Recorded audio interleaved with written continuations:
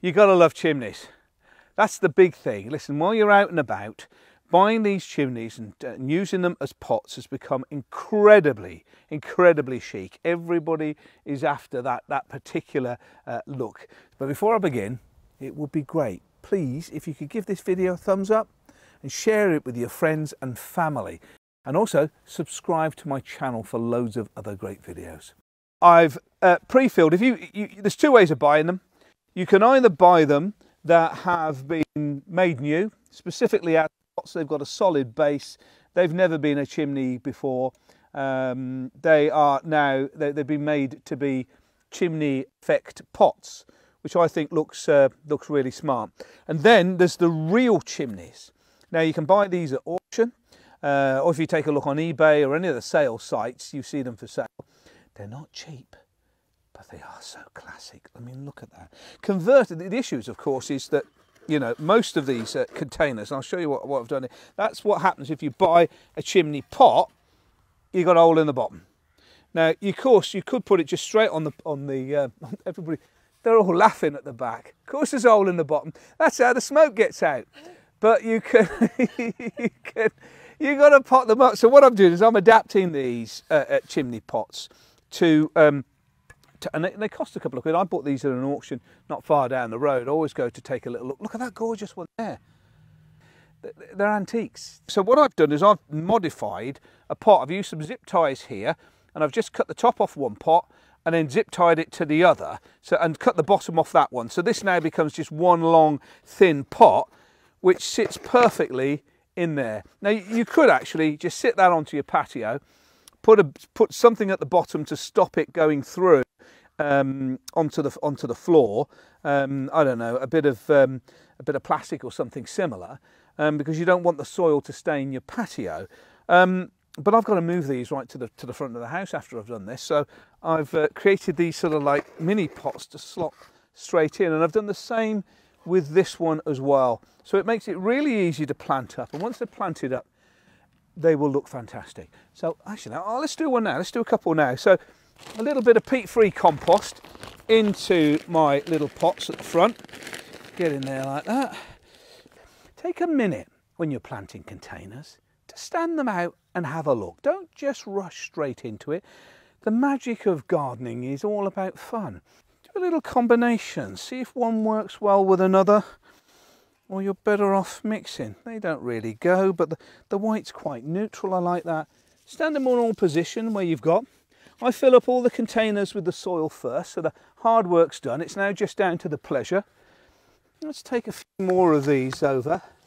Little Michaelmas daisies are gorgeous. And just try a few combinations. Taller plants don't do very well in taller pots. Sometimes you don't get the effect. You want something to spill over a little bit. Don't feel bad about putting 2 or 3 plants in the same container, because effectively they won't live in there forever. You can move them when they've grown on into your borders. So plant them to look quite nice now, so you've got them for the autumn, winter months. So let's take a look at this one here. I quite fancy one of these into this container here, because I think the height of it works. Lift your plants up a little bit with compost when you're planting. You don't want to fill the compost right up to the top. You want a little bit of space between the top of the container and the soil. That enables you to water them so much easier. So I'm bedding this beautiful heather into the container here, making sure that the soil is all the way around the outside, because the plant, certainly with the mild weather that we're getting, will still spread onto that. I think we're going to add in one of our lovely little cyclamen in here as well, to give a little bit more colour into the mix. And I think a few cheeky pansies might need a little bit more soil. Just in there like that. Now the secret here is, when you've got it, just to push up the bottom and take one of these little pansies out, laying that into position, because I'm going to put a couple of them in there, and then clear the container and nestle them into position. A little bit more compost around the outside. Now these will really grow into position, the pansy. They'll fill out and start producing a lot of flower. A little bit more at the other side. And there we go. And that's a container, that's a chimney. They'll all grow into position and you'll keep getting that colour as they grow.